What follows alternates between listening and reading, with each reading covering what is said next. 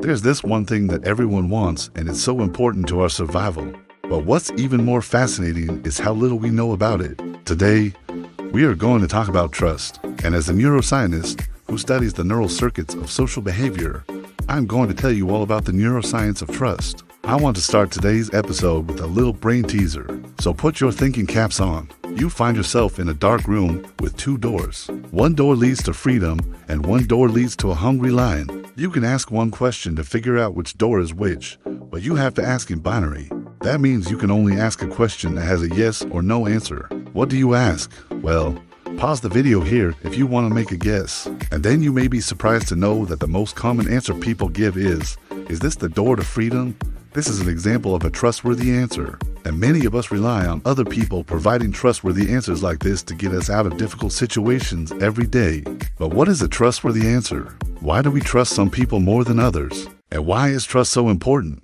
And what does the science say? Well, first off, let's define our terms. We're going to focus on trustworthiness as it relates to honesty. Honesty, the quality of being truthful or having integrity. A trustworthy person is someone who you think is honest and will tell you the truth if you ask them something. Now, there are different types of honesty. For example, we distinguish between truthfulness and transparency. Truthfulness is telling the truth when asked directly. Transparency is not hiding things that might be relevant to you. Let's take a few examples. If I ask my roommate, "Did you buy milk?" and they say, "No, but they bought milk yesterday and didn't tell me," then they are not transparent. They are being dishonest. In this case, it doesn't really matter if they actually bought milk yesterday or not. They were dishonest because they didn't tell me something that might be relevant to me. Or if I ask my friend, "Do you think I look fat?" and they say, "No, but they actually think I look fat," then again, they are being dishonest. Even though they answered the question truthfully, they are being dishonest because they didn't tell me something that might be relevant to me. Now, in general, it is better to be truthful than transparent, at least from a prosocial point of view. From an individual perspective, sometimes it could be better to be less truthful and more transparent because that can benefit you. For example, lying to the police is often in your best interest, but it's also often better to be truthful and transparent with your friends. For example, if your friend asks you, "Does this dress make me look fat?" it's probably better if you are truthful. So while the whole spectrum of honesty is important, we are going to focus on truthfulness today. So now that we define what we mean by honesty, you're probably asking, well, why do we care? Why is honesty important? Well, let's imagine you are about to eat a delicious meal that was prepared by someone else. It is hard to enjoy your food if you do know whether or not the chef washed their hands before handling your food. Similarly, we can't engage in social interactions and exchanges without knowing whether or not the other person is being honest. If we can't trust people to be honest with us, life is pretty terrible. We would be unable to collaborate with others, make plans, or do pretty much anything together. In fact, there is this amazing study by UCLA neurologist Dr. Antonio Damasio where they had the groups of subjects perform a simple economic exchange task. They gave one group of subjects a scanner to measure brain activity, and the other group just performed the task without a scanner. The task was very simple. The players were shown a series of cards, and they had to decide whether or not to trust each other. At the beginning of the game, each player was given a stack of 100 tokens. Then on each round, both players simultaneously chose either to pass or trade tokens. If both players chose to trade, then the tokens were split evenly.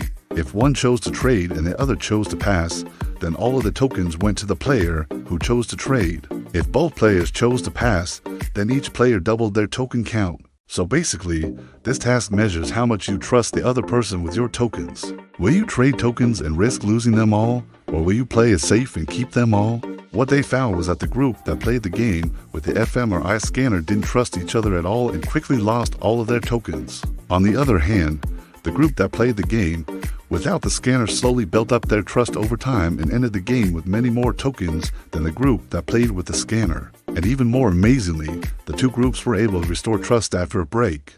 This suggests that trust is something we can control and build up over time, at least in simple situations. Drive Damasio also observed that activity in this part of the brain, called the ventromedial prefrontal cortex, predicted how much trust a subject placed in another person. This area of the brain is involved in evaluating the trustworthiness of faces.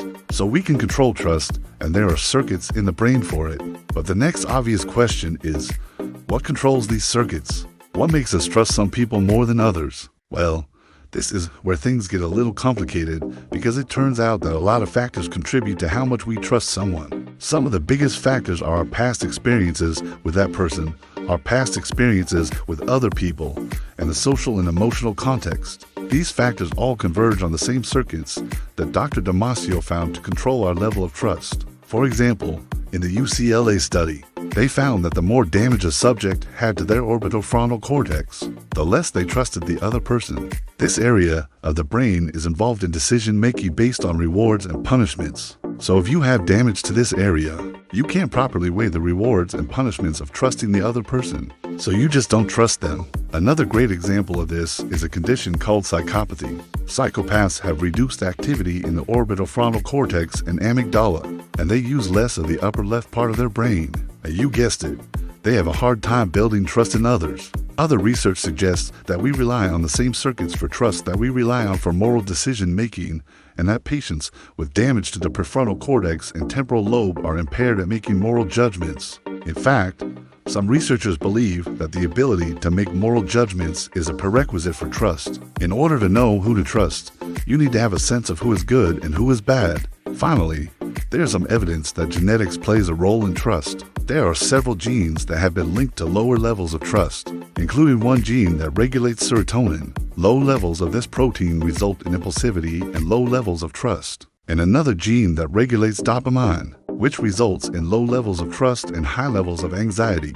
So you may be wondering, considering all of these factors, is trust a conscious decision? Is trust something we actively think about and choose to place in someone? Or is it something that happens to us? Well, it's both. Trust requires an initial act of faith, a leap of faith that we hope we are making the right decision.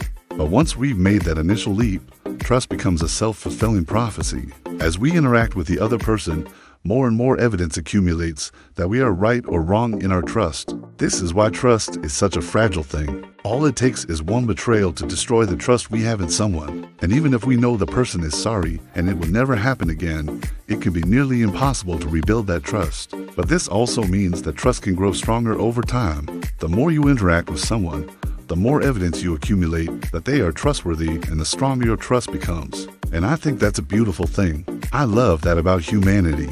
The idea that we can form these deep bonds with other people. Of course, there are lots of other important factors in relationships like love and compassion, but I'm a neuroscientist, so I'm biased towards thinking that the brain is the most important thing. Alright, that's it for today.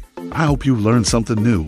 Don't forget to subscribe so you don't miss any of our future episodes, and I'll see you next time.